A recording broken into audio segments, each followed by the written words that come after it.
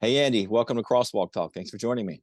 Michael, it's always a pleasure, man. It's like I know promoting a movie is officially kicked off when I get a chance to sit down and talk with you. Same here. The movie we're talking about now is Ordinary Angels, releases February 23rd. The Taylor Swift delayed Ordinary Angels. It's phenomenal, by the way. I'm not talking about Taylor Swift. I'm talking about or Ordinary Angels. It's one of the best faith-based movies I've seen. One of the best movies I've seen. Let me say that. Let me give you the synopsis for those who don't know anything about it. I got this off IMDb.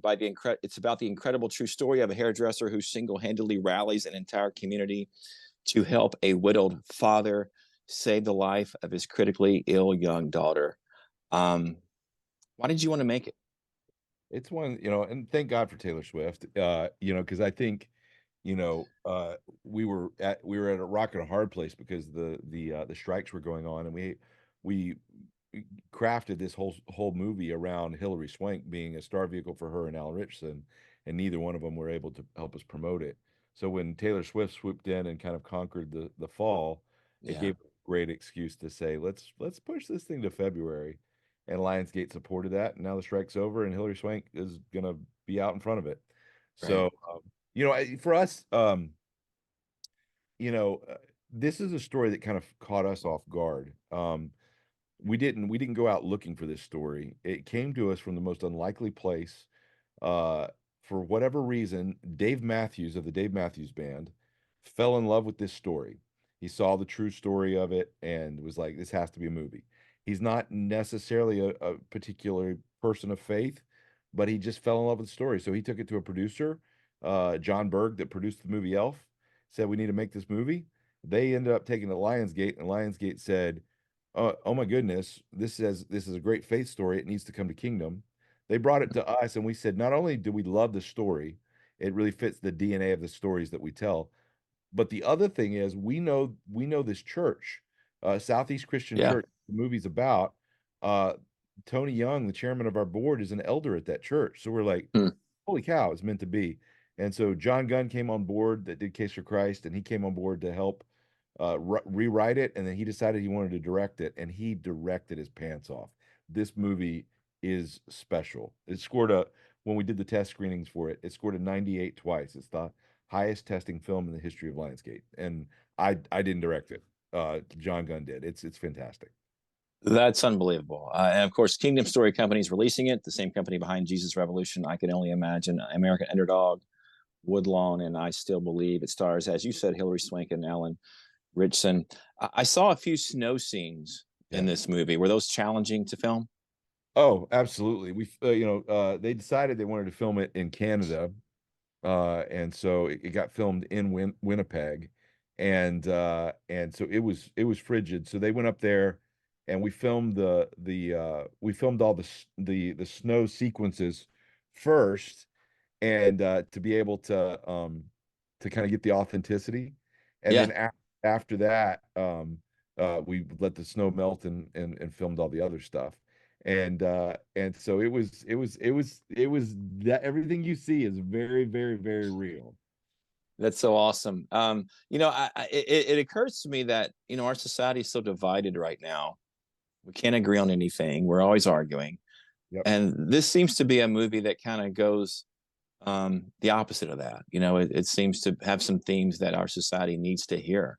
Yeah, Would you agree with that? I totally agree with that. I think that the point of the film, we're trying to be very subversive in the way that at Kingdom we develop our slate of films. We want each film to kind of have a very specific targeted purpose and how it represents the gospel. And so, we just did Jesus Revolution, which is extremely overt about the last great revival. But with this one, it allowed us to be a lot more strategic and unifying in a way to show the church being the church. That idea of the Good Samaritan of who is my neighbor. And it's the most unlikely person. And the hero is a lot of times the most unlikely person. And so Sharon, being a bit of a force of nature that Hilary Swank plays, kind of a bit of a mess, her being this unlikely ordinary angel in this kind of Good Samaritan story is powerful. And I think it just reminds the church that the way that we reach the lost is how we treat people in need. And a lot of times those people are right outside the front doors of our church. And so it allows the church to be the hero. And I think that's very needed today. Yeah, it's definitely a good Samaritan movie. Um, Down the road, Kingdom Story also has a movie with Dallas Jenkins. Is that right? I was reading about that this week. What's We're a the name of that glutton. movie? We're a glutton for punishment because we're filming that one in Canada as well, like right now. So it's based on the book Best Christmas Pageant Ever. And Yeah. so Dallas from The Chosen, it was a story that he read to all of his kids growing up. Like it was a family favorite. So he brought it to us and just said, I've always wanted to do this story. I've always wanted to do kind of a Christmas classic retelling of this book that made a big impact on my kids. Mm. And so Lionsgate got really excited about it, and we're filming it right now. On Monday morning, I'm flying back up to set to the frozen tundra, and the stuff that I've seen, it's a special movie. Like and I think that's the thing that we're really excited about with Kingdom is the roster of filmmakers that are bringing their films to us to make. The quality is staying high, and I'm not, I haven't directed the films that we're releasing this year, and it allows me to really focus on the ones I'm really wanting to do. But it's about next filmmaker up, what story are you passionate about? And we're doing some incredible stories that are done by different filmmakers, and it's an exciting time to be a part of kind of a collective group of storytellers. I like to always ask directors and producers this. Why do you enjoy making movies so much? Why do you enjoy making movies so much? You know, I asked Mel Gibson that once, and uh, and he started twisting his beard. He's like, making movies are torture, and I think there is a certain level of that. It's hard to do to will it into existence. I think the thing that I love about it is I love when I become obsessed with a story. And I love good stories. Like storytelling is the DNA. I mean, it's the reason why we're called Kingdom Story Company. It's about the story. And I love I love a good story whether I tell it or not. Like if I can sit down and see John Gunn direct Ordinary Angels and him deliver a first class movie experience that is a quality, worthwhile story that represents my faith in a way Hmm. that's authentic, then like I don't care if I touch the frame of that movie. And so story is what keeps us going here. And I love that I get to pinch myself that I wake up each day and I go out and get to figure out how to tell more stories. And that there's an audience that supports that and wants to see those stories and is allowing that opportunity to be made by their movie tickets, buying their movie tickets. Yeah. It's a great time to be a Christian in Hollywood. But it's even more specific than that. You believe stories have power They do. for the gospel.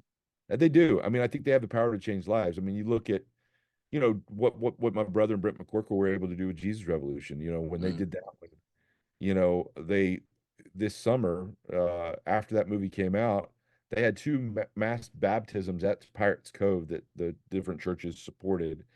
And in the first day, there was 4,000, like it was like 4,300 people were baptized in one day there. It broke the record for the most baptisms in the history of the United States.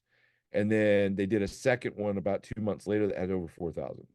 And so, that's the power of a story is when you tell a story of somebody's, the Bible said that they overcame the enemy by the blood of the Lamb and the power of their testimony. And there's something really powerful about your personal story. And that's why we tell the stories we do. And we're privileged to get to do that each and every day, to do stories that matter. The movie is Ordinary Angels. It releases February 23rd. We've been talking to one of the filmmakers behind it, Andy Erwin. Andy, thanks so much. Michael, it's always a pleasure, my friend.